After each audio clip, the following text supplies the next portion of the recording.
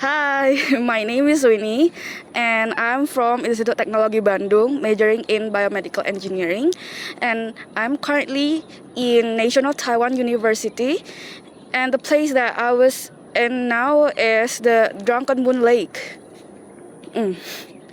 I will start the story with the departure part first. So it was just a regular day, and I was like attending online classes and not paying attention.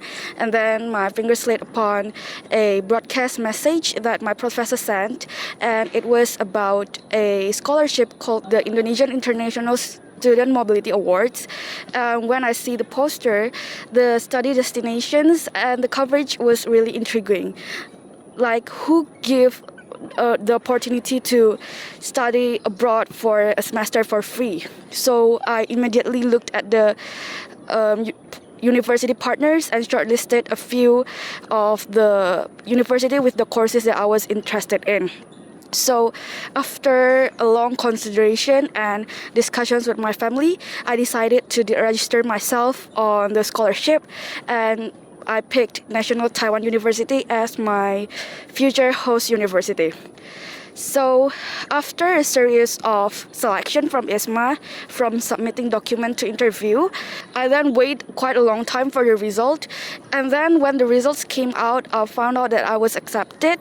And then the awardees of the same university, of the same host university, immediately make a group chat on Telegram, and on that group chat we picked a student representative, and we basically shared essential information about the whole pre-departure preparation, and we help each other in applying insurance, applying visa.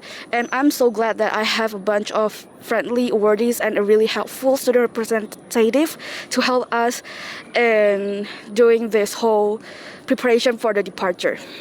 The day of the departure came, we went to the airport, and that was the first time I met the other awardees on real time. And then we checked in together, filled out a bunch of forms, and then we take our long flight to Taoyuan, Taipei for 5 hours long.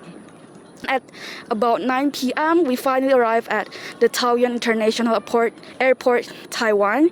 And then we were directly told to do a PCR test.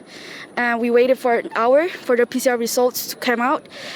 Fortunately, all of us came out as negative.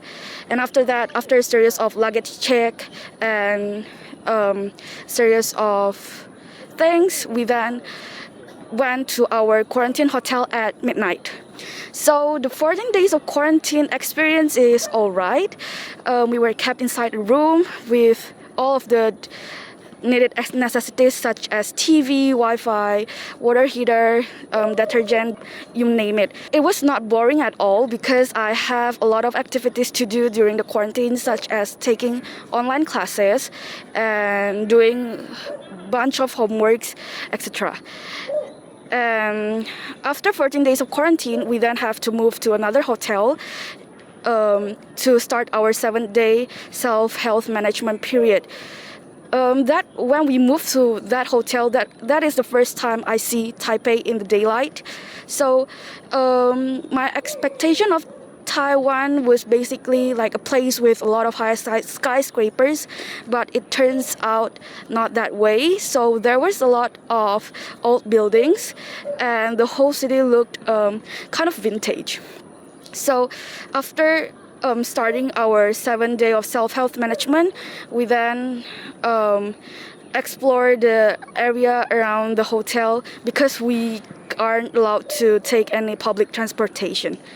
So after the 7 days of self-health management period ended, we then officially moved to the dorm on the March 10th. My first impression of my host university was it was really big. So me and my friends even needed Google Maps to navigate ourselves to the school building.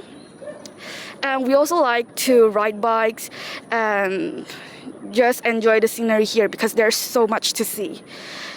So there isn't a lot of like a big differences in culture between Taiwan and Indonesia because we're both in Asia, but there are still some notable differences such as the lack of spiciness of food in here, and then we always have to walk on the right side of the road. And there, it is hard to find a rubbish bins here. However, the street still remains very clean. One difference is that I noticed is that Indonesian people is much louder than Taiwanese people, so we often get stared at or reprimanded for being loud.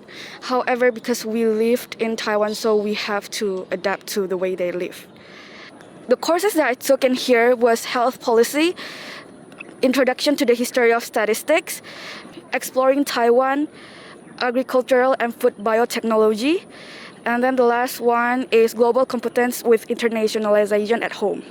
So each professors have their each styles of lectures.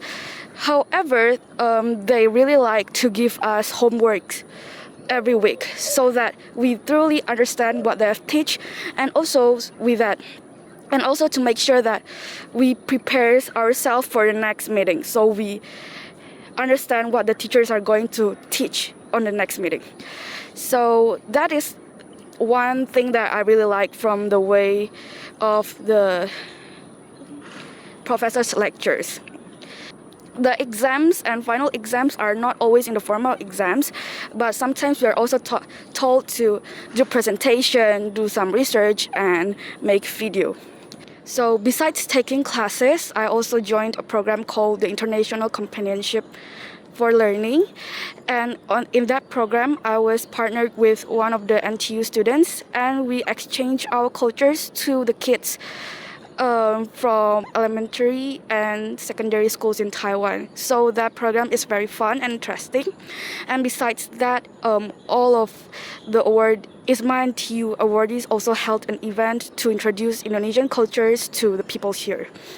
If I can go back in time, I wish that I could befriend more of the people from my major, because I think it will be a really interesting exchange of information and knowledge. So 3 months had passed now, and it was such a unbelievable experience here. I'm really grateful that I had a chance to become one of the awardee of this scholarship. And I'm really happy that I can really meet a lot of people and learn a lot of things here. So I'm officially IISMA biased because IISMA was the one who gave me the opportunity to be here. Thank you, IISMA. Be bold to go abroad.